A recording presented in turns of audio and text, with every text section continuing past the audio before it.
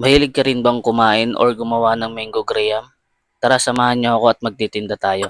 Apat na ingredients lang naman ang kailangan natin dito. Meron tayong all-purpose cream, condense, tsaka yung graham crackers, at di mawawala yung mango. Itong all-purpose cream na gamit ko, 3 araw na to sa rep kaya maganda-ganda na yung body niya. Yung loob niya, buo na siya. Hindi siya lusaw. Mas gusto ko yung ganito. Kahit yung condense nilalagay ko rin sa ref para malamig din siya. Tapos yung ano pala, yung mango diyan, kinat ko na rin 'yan, pinrepare ko na lahat. Kahit yung crackers, pinagka-cut ko na rin para dire-diretso lang yung gawa ko. Tingnan niyo 'to guys, ganito yung all-purpose cream na gusto ko, buo. Bale ilalagay ko 'tong apat dito sa lagayan. Yung condense ko dalawa. Dinamihan ko na kasi baka kulangin ako eh. 'Di bale nang sumobra. Meron akong mango dito na ilalagay. Ito yung galing sa buto. Sinimot ko lang. Tapos ihalo ko na dito sa all-purpose cream para maglasa ng mango. Kasi 5 piraso lang yung mangga na nabili ko. Napakamahal pala ng mangga. Nasa 180 na to, 5 piraso lang. Ayan, imimix ko na siya ng 3 minutes. 3 minutes ko lang siyang imimix. Okay na, tapos na yung 3 minutes. Ilalagay ko na yung condense. Imimix ko lang siya ng 1 minute. Tapos, okay na. Pwede na natin i-assemble.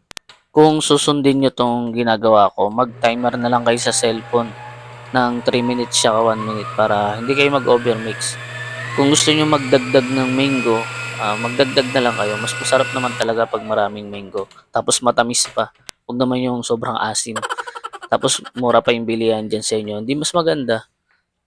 Tapos na yung 1 minute ng pag-mix sa condense, mag-assemble na ako. Una kong ilalagay yung cream sa ilalim. Tapos yung graham crackers sa ibabaw. Tapos yung cream ulit. Tapos mango na. Bali alternate na yun paglagay. Hanggang sa mapuno na to. Yung graham crackers, kakamayin ko na. Nagugas naman ako ng kamay. Baka anong isipin kasi nung iba. Alam mo naman sa mundo natin maraming perfecto.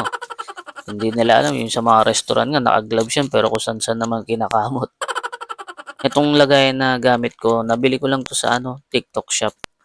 Bale, yung kalahati na piraso nito, nagamit ko na kasi gumawa ako ng chocolate cake. Binenta ko lang din.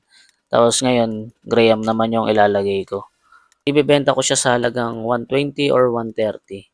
Sobrang mahal na kasi ng ingredients ngayon. Sa mangga pa lang tsaka all-purpose cream, lugi ka na dun pag mura na ibebenta mo. Kailangan mag-costing talaga para kahit papaano may tubuin pa rin ako. Okay na yung mango graham natin guys. Kinat ko na yung video dahil nga mahaba na masyado. Nakagawa ako ng 10 pieces. May sobrang cream ginawa ko. Nilagay ko na lang siya dito sa tira kong crush Oreo para may dessert din kami dito sa bahay. Hindi ko na rin mapapakita yung loob nito, yung by layer ng mango graham dahil nga pambenta. Ilalagay ko muna siya sa rep. Pwede siyang ilagay sa freezer kasi parang ice cream naman siya. Dito ko natatapusin yung video at sana wag niyo akong kalimutang suportahan. I-follow niyo po ako sa aking Facebook, tsaka sa TikTok, tsaka sa YouTube. I-subscribe niyo na rin po ako. Bye-bye!